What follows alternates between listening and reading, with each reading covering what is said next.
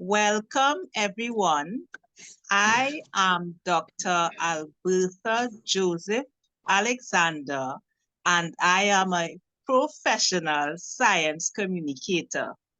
One of the things about communicating and being able to share knowledge broadly is that you can do it through interviews. And today I have a special guest that I will be interviewing, and his name is Mr. Kevin Sandy, a Tobagonian by birth and a resident in Trinidad, and a man of international thought. He is the CEO of SITS, and the great thing about SITS is that it helps to develop technology solutions to make you more productive.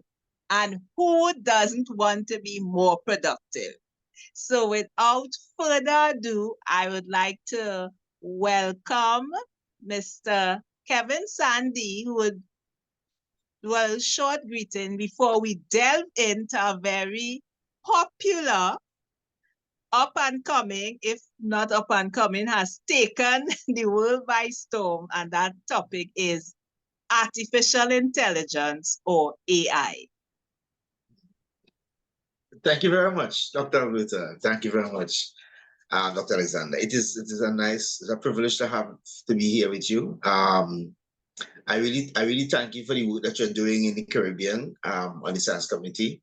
And I really thank you for inviting me to this interview. I'm sure it will be fruitful. I hope that we get to cover as much as people need to hear. Thank you very much.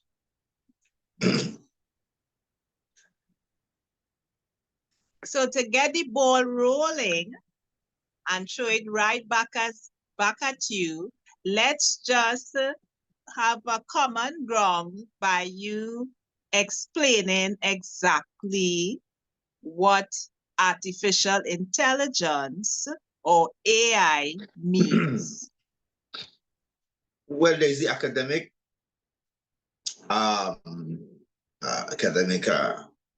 definition of artificial intelligence, which really is instructing or commanding machines to think, really. That's where it came from in the 1950s, that it was developed from trying to find out if we can get machines to think as we are, that we can expand the amount of work that we can get done. So basically, in a basic sense, getting machines to think through commands, through instructions, and of course, to the level of what you call be able to learn with a very large amount of data at the same time, right? Just as humans have. Right. Now, all of that sounds very safe, no big deal. So what would have caused the fears, or before we reach fears actually, what would have caused that rise in AI or that demand for AI at this point in time in the world? Well, it was there a lot. I think what has happened is that the need for productivity have moved from corporations to the average person, because there's a common complaint, not enough time, which is very strange, because I mean, it's the same 24 hours in a day that all grandparents and great-grandparents had. Also, we have machines to help us do work, but yet still people don't have enough time. So you're kind of questioning what is happening. One of the complaints of with not having enough time is the fact that you have to travel distances to get things done locally. It becomes kind of easier when you have to travel internationally. Just run to the airport and you get to the next country. But locally, to get things done, there seems to be a lot of traffic.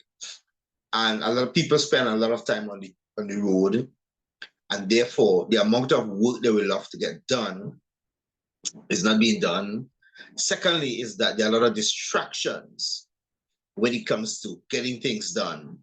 So distractions, traffic, and distractions are both self-inflicted and corporate inflicted. So you can have distractions where people get a lot of notifications on their mobile devices and have to attend to a lot of different things, news, information, send at them. That's one. Corporate distraction could be too many meetings. So therefore, the productivity drops. But if you have machines running tasks consistently for hours without needing sick leave, without being tired, without needing to have lunch, you get much more done by you yourself working less. So you're not dealing with your productivity by changing your habits. What caused the rise of AI is that people want to have their cake and eat it. They want to become more productive without changing their unproductive habits. So you have to have a machine to do the work of getting the work done with the 12, 24 hours a day or 20 hours a day, whatever it is. But you yourself can remain distracted and only attend to your work a few hours a day. So that's the main reason for the rise. One of the things that are the main reason for the rise in productivity. People want to get much more done, but a lot of distractions are there. They want to work less, but they're much more done. And with productivity, you want to work much less hours, but get much more results at the end. So those distractions prevents that from happening. And therefore you want to, if you're working less, what is doing the work for you? Yes, you have some machines, but the machines can only do the work up to a certain scale. So therefore you need smarter machines to do more work, become more productive for you. And therefore the increase in the demand for the increase in productivity cause the rise of AI or the explosion of AI, I should say, because as I said before, AI is something that's been introduced since in the 1950s, and it was being operated and functioning in some corporations, but the explosion came because of the individual need, small business need, the small groups need for more productivity. And therefore, since the small person or the individual or the small groups need more productivity, the corporations also want to be more productive because rising also competitiveness to get much more results, to get much more revenue by physically working less. So those are some of the causes of the explosion of AI. Great. So thanks for that explanation. And it sounds all like heaven and a bed of roses with some chocolate in between. And no doubt you're delving into the environment of AI, you would have discovered that maybe it mightn't be all that bed of roses. So I wonder if you could share a little bit about what you have found and some of your perspectives on those concerns. Okay. Well, AI in itself is a tool. So therefore, just like your device, your grandmother might not be aware of what a cell phone is. They know what a telephone is, which is a box that you walk into on the side of the street, that you might have one in a community or one in a city, and you walk into and you make a call to someone. So the explosion of the cell phone came as a tool to communicate more. So it's in itself, it's neither positive or negative, it's neither good or bad, it's neutral, like a tool, just like a cell phone, which everybody have now, because of they want to communicate more, meaning they want to either communicate directly with someone, or they want to receive information about something without waiting to go to the library or waiting until the television shows it, or on a particular time frame, whether it's news or some documentary or something, or without going somewhere else, you can actually access all the information you need on the tool. So in itself, it's neutral. But the same way how you can use that tool for good or bad, you can use AI for good or bad. So the more efficient way you can use a cell phone to get more productive work done, and that is good. You can also use the cell phone to do more harm more efficiently, to do harm efficiently. So whereas you would need to stay at a distance, people are using cell phone now to do explosives, to create bombs, to explode bombs. They're using cell phones now to hurt others, bullying, right? They're using cell phone now to record private conversations and then expose people, intimidate others, things like that. So you can use it for good and bad. Just as you use it for good and for helpful, you can use it for bad. The same way, and it make it more efficient in doing good or bad. So the same way, AI increases efficiency exponentially, hundreds of percent more efficient to do good or to do bad. So it depends on the person using it, really. It really depends on the person using it. So if someone was to say that it looks like the bad that could be done outweighs the good. And so let's eliminate it, let's reduce it, let's not go down that road. What would be your thoughts about that fear that is now starting to raise its head? But it's a logical fear. It's an acceptable fear, I would say, especially when they know when they hear about the fathers, the engineers of AI, and how some of them have decided to speak out against it because of that fear, and of course even left their positions of creating and developing AI because of the damage that they see it can do in the wrong hands. But that doesn't help. That doesn't help with this real problem, which is the hands of the people, the minds of the people, the heart of the people. Which, as far as most people are concerned, there's nothing we can do about the heart of people and what people decide to do with their free will. There's not much you can really do about that. So because that's sounds like a losing battle, the best thing is don't create this thing. And there is some credibility to that. There are people who are very good scientists like yourself who have discovered very powerful organisms, very powerful scientific mechanisms, and because they are aware of what it can do if it gets into the wrong hand, they've decided to shelve it or destroy it. And that's a conscious thing. That's a what you call an ethical move, right? Because they've discovered that, yes, I might have good intentions to use this to help humanity, but because of what it can do in the wrong hands, best thing is to just destroy it. We can use something and then find another way. And that's an ethical call that can be done. That's okay, right? Because there's always another way of doing things. That's one thing life has taught us, right? There's not only one way or two ways or even 10 ways to get things done.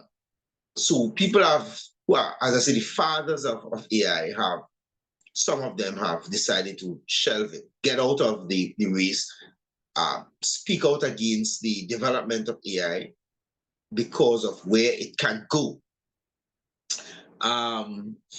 The next generation is not aware of this fear. because they are enjoying their tools, they're enjoying their devices, they're having fun. As a matter of fact, they enjoy remaining connected. And if AI can help them become more connected, they want that. And that's because it's the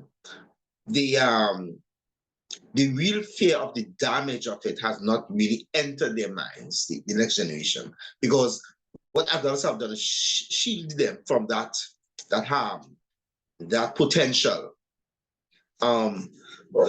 Also, what has happened is that a lot of the younger generation have become immune to destruction. They have become immune to the, I should say, the effects of destruction. When somebody faces destruction for the first time, it becomes like horrific. Maybe first 2-3 times, it becomes horrific. After a while, they become comfortable with it, and that has happened to a lot of our youths. And they're not the cause of it, but it's something that has happened because we as the adults, have allowed it to become something as normal. So the average newspaper have crime as the #1 topic on the first page, on the news channels, and that has become, as a matter of fact, acceptable, which should not be. And what should happen is that adults need to start to speak out against exposing crime to the level that it's happening. Yes, it could be mentioned, but the kind of level of exposure, the great exposure, too much glory is put on it. And even the criminals feel glorified that their crime was exposed or was publicized. And that same thing, that has dampened or put a kind of scar or sear on the conscience of our youths when it comes to danger or destruction. And we need to really we need to pay attention to that, because that's a dangerous thing for the future. Because it means they start accepting little by little traumatic situations as being normal in life, and therefore disasters become a way of living. And that's disastrous. When beneficial living or abundant living or safe living or joyous or peaceful living supposed to be the normal way of life.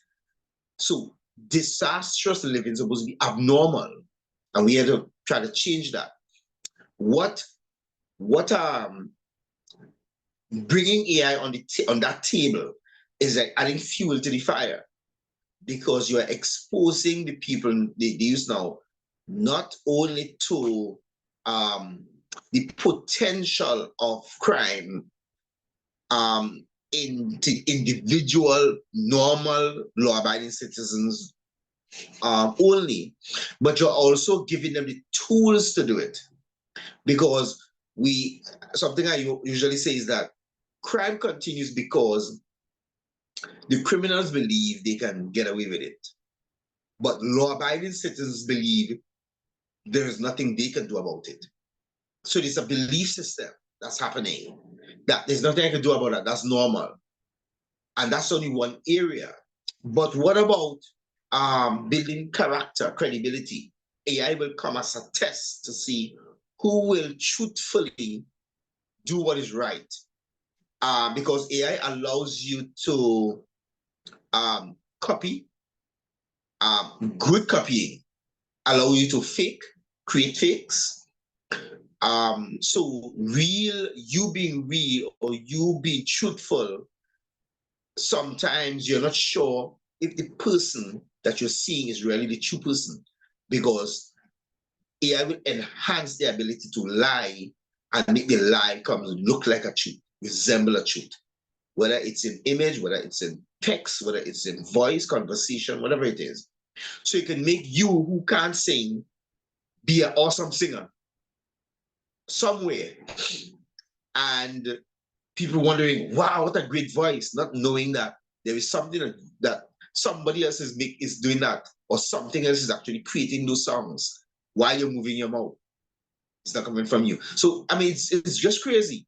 So it can increase the level of fakes that can be created or level of lies that can be produced.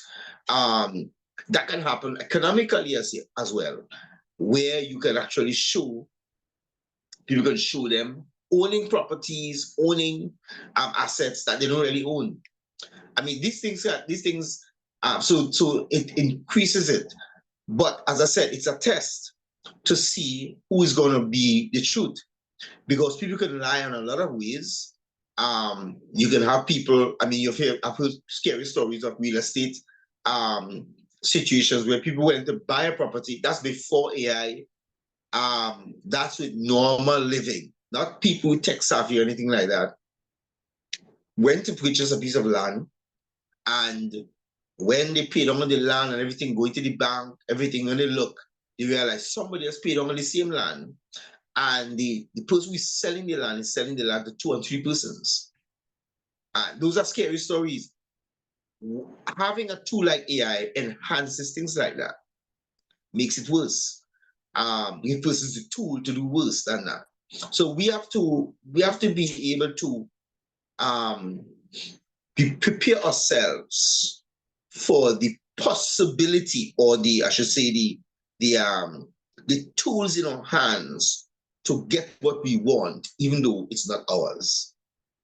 Because that can happen where something is not yours by right, but you can create some situation where you become the owner of this thing in a devious, immoral, unethical, even illegal way, but it looks real. Those are the other things that are possible. So because of the power of it, because of how we can learn, and the different forms of AI, the different foundational platforms and models, because of what you can do with it, you want to protect people and train people to be able to be truthful, to live in integrity, regardless of what's happening. That's outside of the tool. To be able to be truthful, consciously truthful, subconsciously truthful, where they will refuse to lie, refuse to steal from somebody else, and willing to do what is right. That becomes the focus, so that when they have the tool, they will do what is right, because they will do what is right regardless of the circumstances they find themselves into, knowing that there is always a way in which they can produce better, develop better, once they remain people of integrity. So that's a big push, or a big what should say, training and learning that needs to be done for our next generation, so that they can stand resolute. They can be people of character, people you can trust, people you can depend on, you can rely on in the future, right? That is coming, right? Whether you have AI or not, right? Yes, if it goes and people come to the conclusion, okay, this is too dangerous, let's get rid of it. Yes, that's okay, because we can live without it. But even if it goes forward, what's the bottom line is, can we trust each other? Can we depend on each other and rely on each other? That's the main issue. To get around the damage or the dangers that AI can do. Right? That's one of the main focuses. I like how you spoke about the next generation and how their value system could be skewed. Not that I say the past was any better, but how more vulnerable they could be. And I like how you segue into the heart of man, and even more, the AI comes to really show up what is in your heart if you don't ground yourself properly. And I think, interestingly and subtly, it brings up that issue of training and mentoring, which I know is one of your passions. and superpower, as they like to say. So I wonder Yeah. if you could then now share how the mentoring focus that you have connects with the the training of the next generation and AI.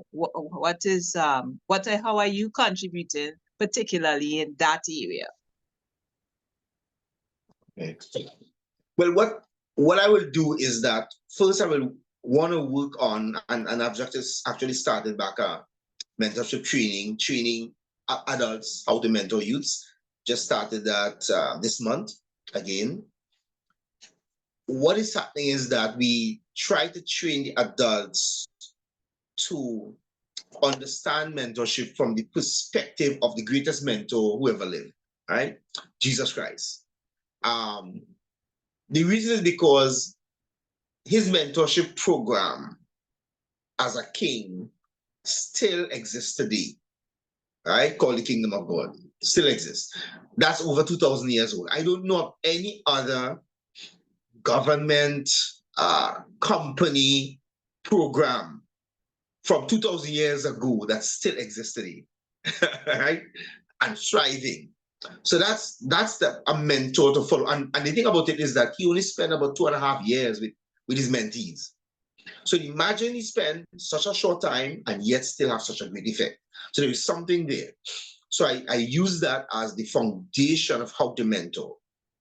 And the focus of the mentorship is to get them, is to inspire youths, to influence youths, and then to transform youths. And and in doing that, what we do is that we set a solid foundation in the heart of the youths to believe what Jesus believed about them, the way he treats people. And we try to do the same thing, not to focus on learning or believe what we believe, but believe what he believes, so that everybody's focused on his belief system, Jesus Christ's belief system. Whatever tool you use now becomes neutral in the creation or the production of what is it you were supposed to be doing in the first place. And of course, because you have this belief system, you will only want to do things that are beneficial to people and to the earth. Because that's a foundational belief system he had.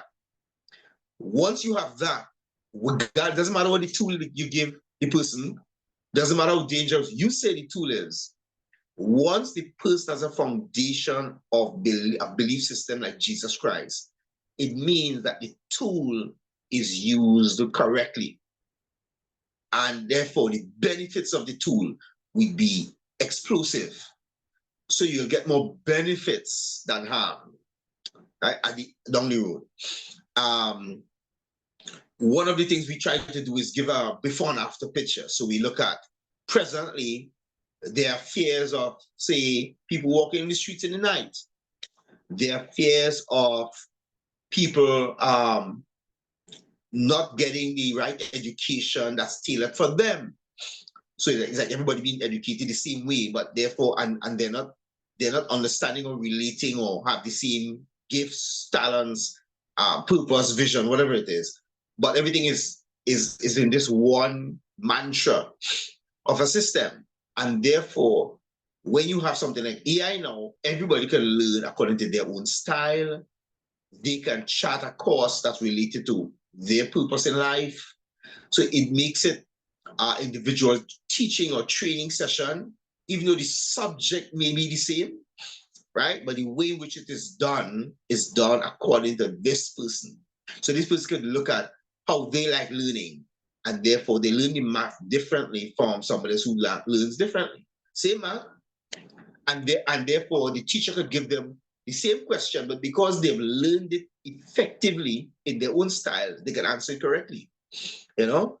And that to do with any subject, as well as the person who maybe not academically inclined in the sciences, and you know that this is academically inclined in business, which a lot of schools have done it, where they separate and they put the students according to the different train of where the direction they want to go in, and that starts in secondary school, where they they group subjects together according to the person's passion or talent or things like that. What happens now, it goes even further than that. So it's not just the arts as a group or the business subjects as a group or just the science subjects as a group and so forth. But what specific arts, what specifically in art, what specifically in science, what specifically in math, what specifically in trades or tech voc, what specifically in sports. The AI allows the school to individualize their training to such specificity that each child benefits exponentially and therefore rise to the same level as another. So a science genius realized that a genius in a trade is at the same level as him because of the quality they produce together. Right? That's the idea. Is that they realize now that you get to realize there's no difference in you and me. You are a genius in that, I'm a genius in this one. It's like what Albert Einstein said. He said, everybody's a genius. But if you judge a fish by its ability to climb a tree, it will spend its whole life thinking that it's stupid. Right? And that genius in each one comes out. Gene Niclib, who is the founder of this company called Innometrics, and there's a profiling company. They discovered this whole issue of genius, and where anybody can be a genius if they follow what geniuses do with their gifts. Everybody could use that, the discovery, the identification, and the explosion or the exposure of it, and the deployment of it. Everybody could discover their genius. You could see geniuses who craft some stuff, and that is not normal. But that's because that person is a genius in crafting those things. Just like the person is a genius in mixing some chemicals and discovering certain organisms and getting things to function the way it's supposed to function, right? Using chemistry or physics or whatever it is. So each person, genius, comes out with the use of AI. All right, if it's once it's used correctly. So we try to gauge the youths to get them to realize that everybody's a genius. But let me show you how to develop your genius. Additionally, we also connect AI to how do we now mass produce what you have created? How can we use AI to show us how to develop maybe a new machine that has not been developed as yet to mass produce what you're already doing? So the person could come up with a genius way of creating a snack, or a genius way of producing a faucet, or a genius way of creating a piece of music, or creating a new musical instrument. But how do we get you now? You've created this thing, you developed this thing, you designed this thing. How do we get you to produce this? Maybe mass produce it without exorbitant expense. Maybe going and looking for a bank loan of millions of dollars. How do we be able to help you to create it for a fraction of the cost? Use AI. So the AI allows you to do much more production with less result, with less effort, with less cost. Right? So those are things that are available. I mean, presently now, in the beginning stages of AI, I even call it the beginning stage. We're just trying to still understand and learn and develop. It's focused on business. Presently, AI is focused on business. But I see AI in different areas, whether it has to do with health, whether it has to do with understanding each other, communication, as we talk about communication here, assessing roles and rules in different spheres of organizations, market research in terms of what is trends in terms of the weather and how to curb it, even dealing with issues like climate change, and there are a lot of, yes, complicated issues where climate change is concerned and what people are doing to cause climate change. But who say we can develop AI to the level where it can mitigate climate change and solve the issue, solve the problems, able to give people what they're looking for, what they need from the chemicals or different things that causes AI, give them what they need without causing the harm that's causing climate change. So it have different things that you can put in the basket that we're trying to solve, but it's so complicated that most of the processes of solving these problems is talk, a seminar, a conference, a seminar, a conference, a debate, a discussion. Not necessarily, and then the implementation is like 5 or 10% of the actual work.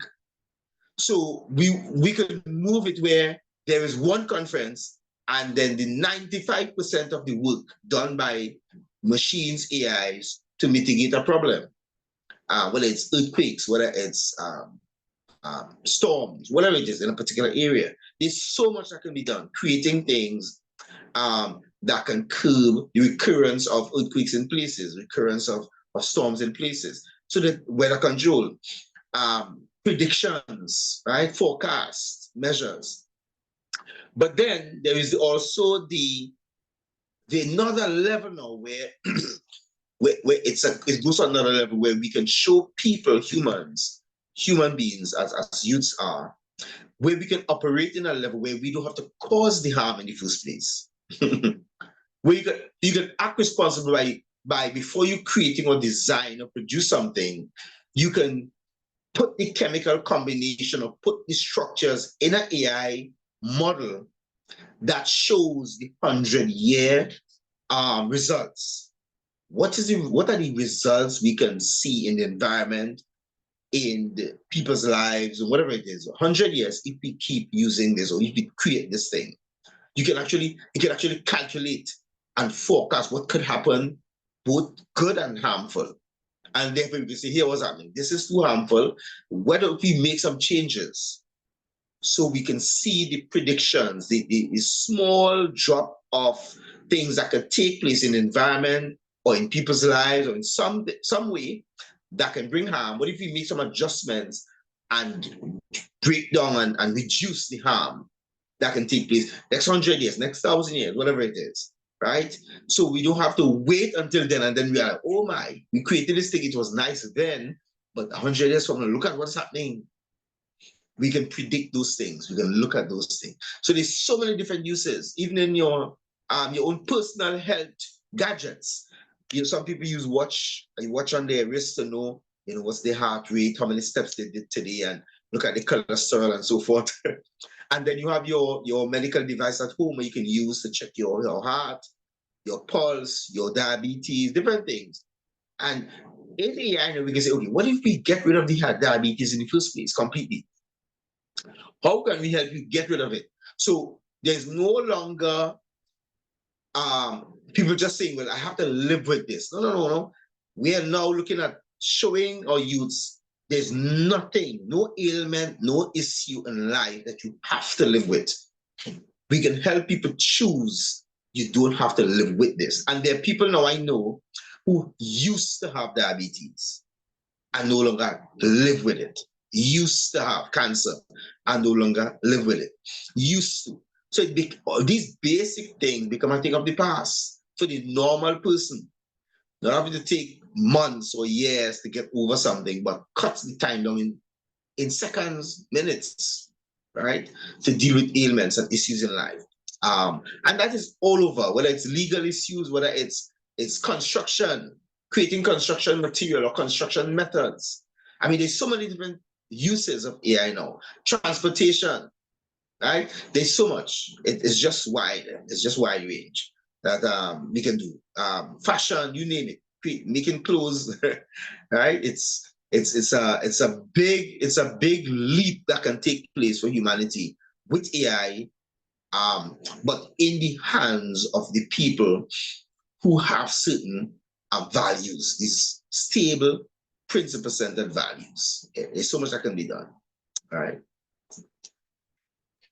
I appreciate the how we were able to come to a point of renewed hope, which is no doubt what Jesus Christ brings, because you using him as your mentor, the main mentor and the main guide.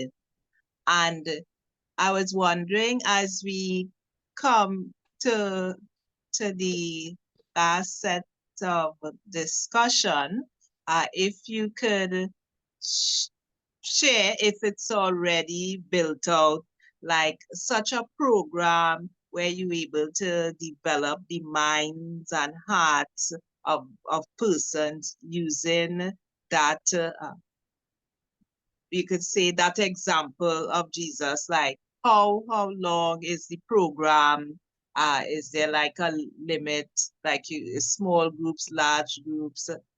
How are the some of the nuts and bolts right now in terms of the program itself? But yes, there is. It's about what, 10 years now? 10 years now, we started developing this program. And it's right there. So there are different versions of it. One is called Training for Reigning, which is really teaching youths in teaching adult teachers and leaders how to mentor youths.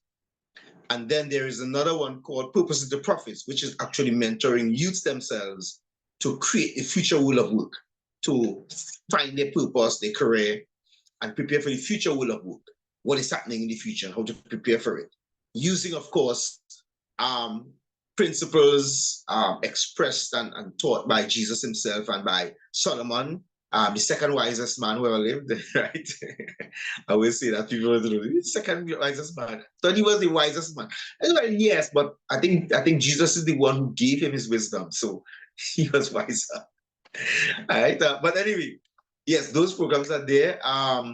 So the Training for Reigning is the mentorship program where I train like teachers, and teachers can be public teachers in schools, how to deal with disruptive and destructive youths, how to deal with youths who are into gang violence and druggers, drug users and drug pushers and so forth, how to deal with those youths who are bent on crime, who don't see the need for school and things like that. So that's Training for Reigning, right? Training adults, youth workers, social workers, youth workers, whether it's in a church, in a community. So that's the program I use. I've been using it several years now, and it deals with a lot of this the culture of the crime we've spoken about. We spoke about in relation to how the media does it, how the media glorifies it, and doesn't know the damage they're doing, but how to change that now into how to change those youths now to believe something different, because they're being influenced to believe that this is life. And how do we get them? How do we influence them to believe no, that's not life? That's actually living in debt. How do we get them to understand life? What life is, what real life is, in terms of what they are as a human being. What is a human being? Why is a human being so precious as opposed to an animal or a bird or a plant or a thing, right? Because the value system have put human beings to, how to put it, desensitize the harm of human beings through the media and value or cherish a thing, whether it's a car, whether it's a device, something like that. So we have to change that mindset from valuing things over humans. That's a belief system change. And there are processes we use to go be deep. We use that to go deep, Solomon says, the thoughts of a man, the heart of a man are deep waters, but a man of wisdom draws it out. So we learn the wisdom how to draw out what is inside of them and then show them so they could see it in their face and then recognize, no, this ain't good. I don't want this. So that they make a decision. They don't want that. They want a difference. And then we can show them what's a difference that could happen. What's an alternative? So it includes developing the mindset of Jesus Christ, the mentors themselves developing the mindset that Jesus Christ has, the fearlessness combined with humility, the boldness combined with humility. So what he meant by being humble, or what he meant by love, not what we mean by our own words, because of the language we speak, because of the culture we grew up in. We want to go back and find out what he meant when he said it, not what we were taught. And then once you develop that belief system as a mentor, how to then train and test your mentees to develop that same mindset, right? One of the things I would share with them is that the problem Judas had is that Judas believed that Jesus was who he said he was, but he didn't believe in Jesus Christ in terms of in what his intentions were, in his intentions, his plan, his heart. There's a difference. So you can believe, so we teach people how to understand belief systems, how belief systems work, and then how to craft a belief system. The technology world, well, I should say the marketing world uses influence and persuasion to transform belief systems. They master it, but they do it to the level of psychology, which is just the level of the mind, right? Because the mind is more powerful than the body. Once you could master the mind, you could tell the body what to do.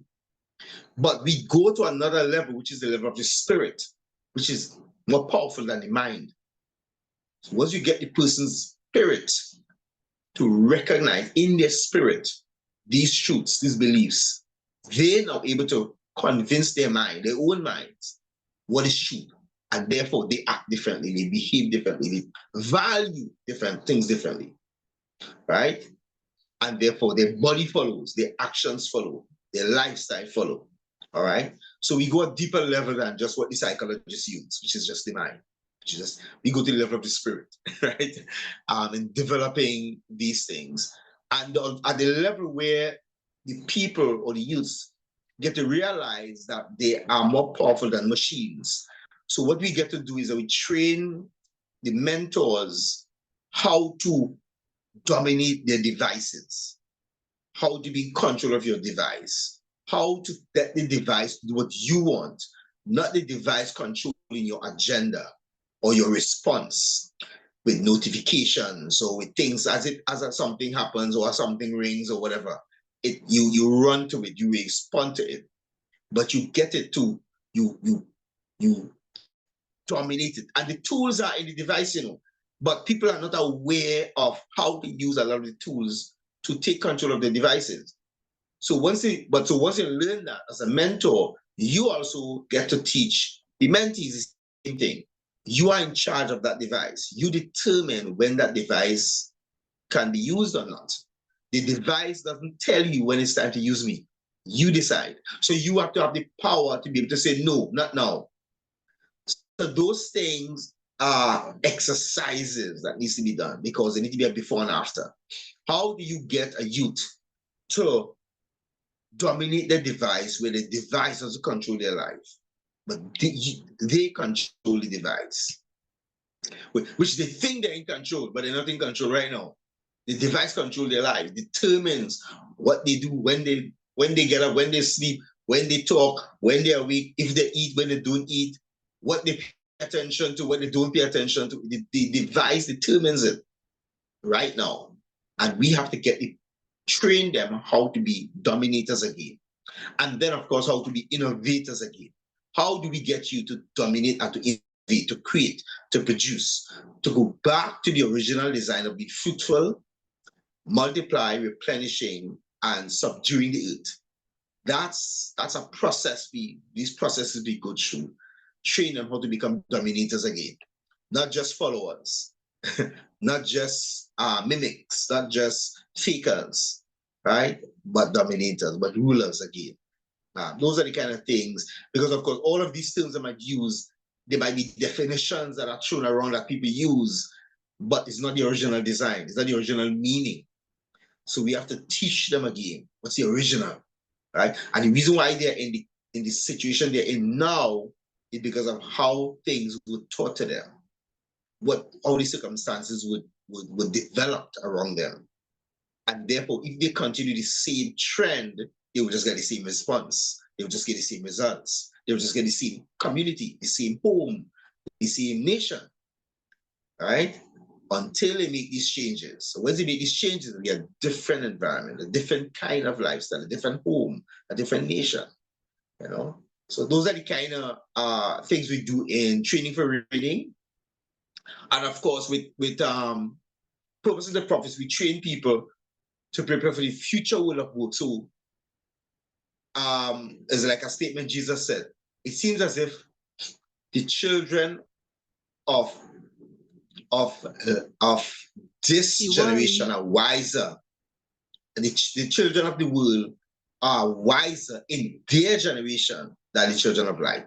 So we have to teach our youth how to be wise in this generation, not in the past generation when your grandmother was alive, but how to be wise in this generation, how to use the relevant tools in just this generation to fulfill purpose, to live as a person of dominance, a person of influence, a person of value, a person of integrity, a person, and show the link between the value systems of Jesus Christ, the value systems that Solomon was taught, and power.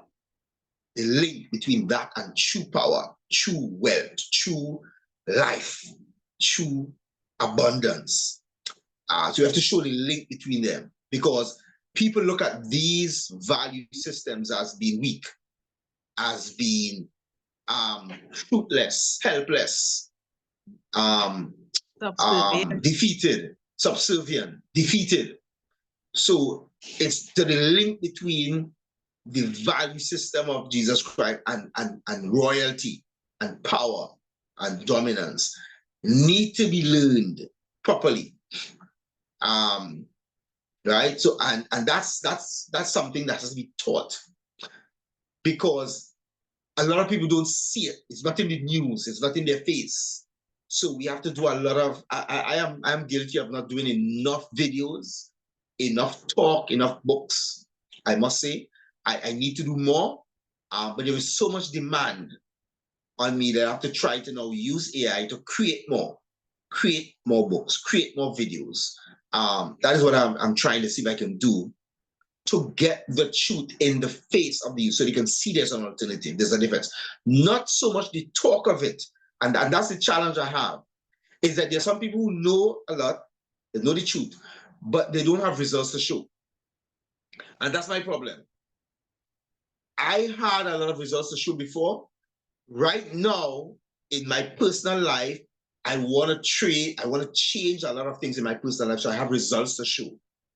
This is why I'm able to get this result. And the reason is because I use these things. I can show that now. So therefore, there's a lot of challenges, a lot of battle going on.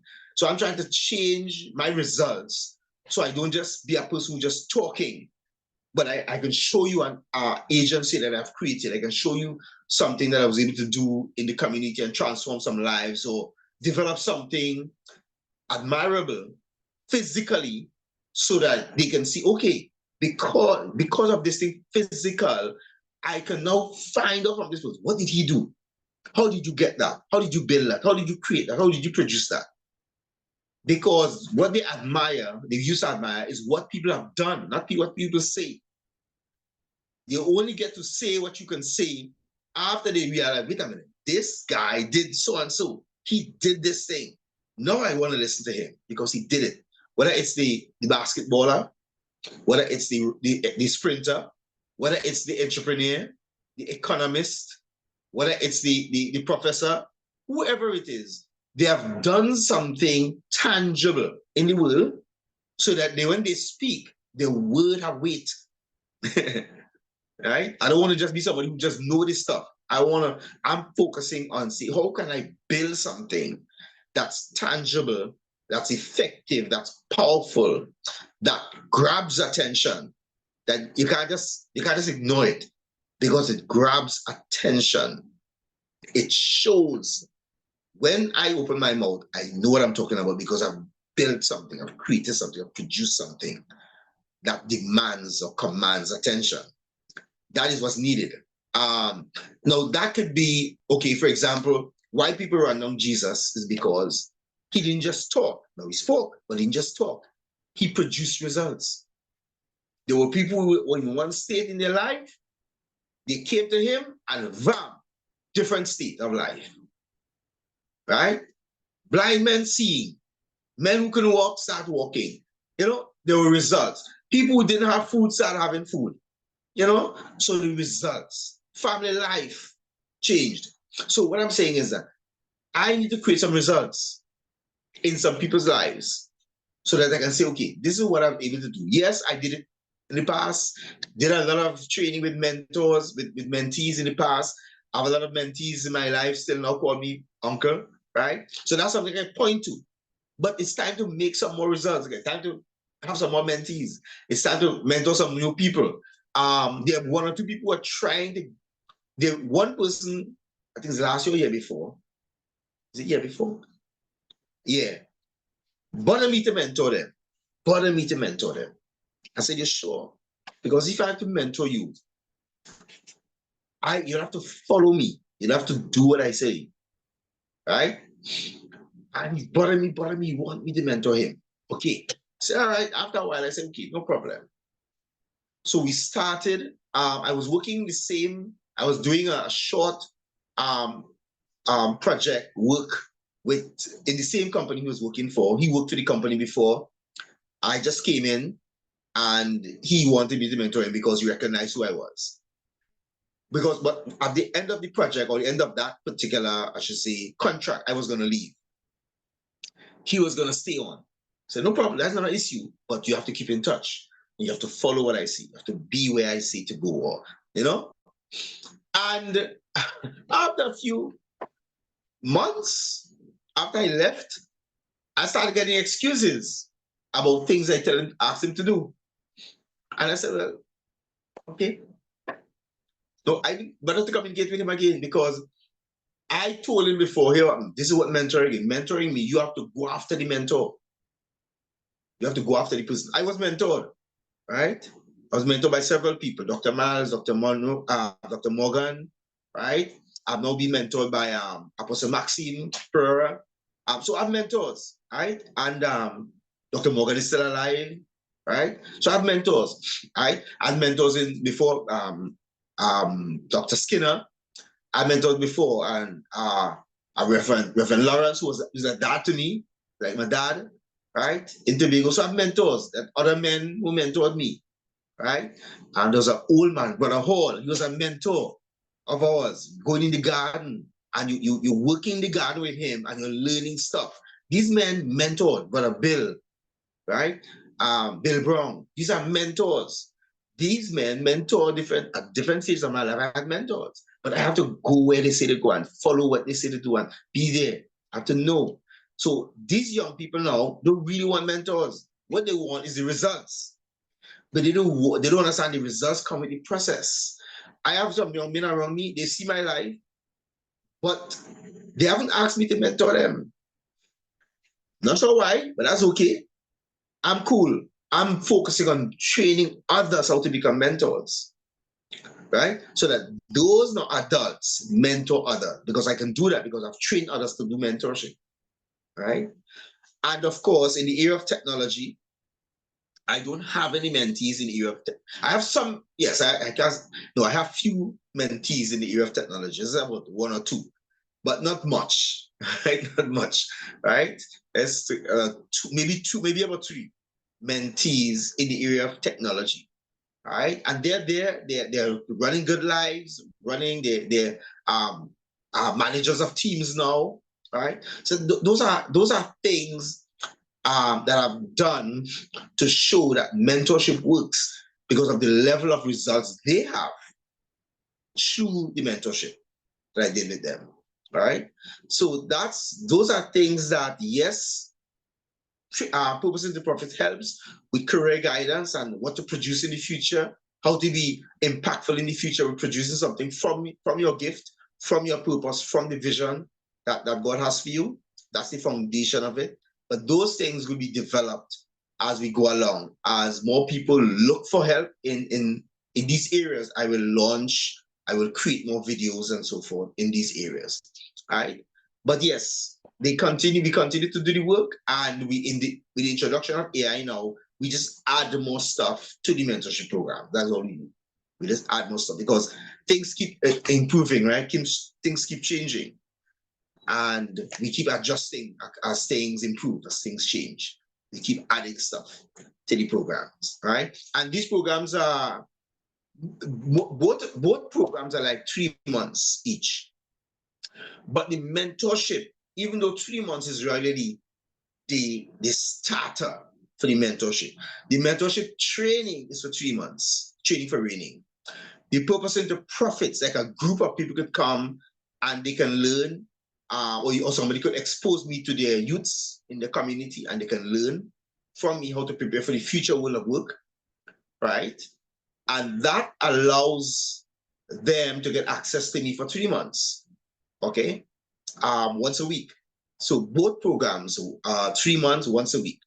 But me mentoring someone is a lifelong journey, or a journey until the mentee decides he want to go on his own, right? That's different. That I don't charge for that. All right. The trainings are programs that I developed that I charge for. And according to the size of the group, I charge. All right, according to the size of the group. All right. But yes, they're available there. And I want to see if I can develop them into full-fledged programs. I'm now doing a master's in AI and business leadership. It's kind of double. And what I want to do is to be able to develop even my programs to the level where I can mentor people on a national scale, right? I can mentor people on a national scale, national leaders, leaders of corporations internationally. So that's where I'm going for, really. Right. I remember the woman at the well, and Jesus said, "What I have for you is living water." I felt we got a little skim of the living water. I felt like that. Yeah, very We got good, a very good. splash of it because I know when persons they contact you for the two programs, and even for those who will go brave to be mentees, that they will get the full baptism. But people need to know how to contact you. So you want to share a little bit about your information where people could reach you? Yes, yes. You can click actually on the link under this video, which is my calendar, and you can book a meeting with me. My number also will be in the description: 299-868-299-7723. So those are two main ways that people could contact me for any of those programs. Book a meeting with me, and we'll connect and chat. I will adjust the calendar based upon how my schedule is. As I said, because I have classes right now. My classes are online and it's flexible, but I still connect and meet with people to create, create a difference in their life. All right, so those two ways, my calendar in the description of this video, and of course my number 868-299-7723, which should also be in the description of this video. So we want to tell or say to Mr. Kevin Sandy, thanks very much for the deep truths and deep nuggets that were shared. And it's a process. He went through a process of sharing with us that will take a person, but from zero to hero. Wonderful. Wonderful. Because you would realize your full purpose and have that ability to reign and be authentic and unique in your sphere. So we just want to remind the persons that they can check all the information in the video, in the description below the video, on how they can book a meeting and call to take the conversation further through mentorship so that they would not only understand themselves, who they are, and what they can become through that lens of the greatest mentor and our Father Jesus Christ, but also that knowing who they are and where they stand, they could take mastery of the tools that have become available to us, including that tool called AI or artificial intelligence. So we want to wish everybody and say to everybody, thanks for joining us today on our deep interviews. And we want to thank Mr. Kevin Sandy for making himself available. Mr. Kevin Sandy from SITS, the CEO of SITS, and I'm Albertha Joseph Alexander, and we're signing off until next time. Thank you.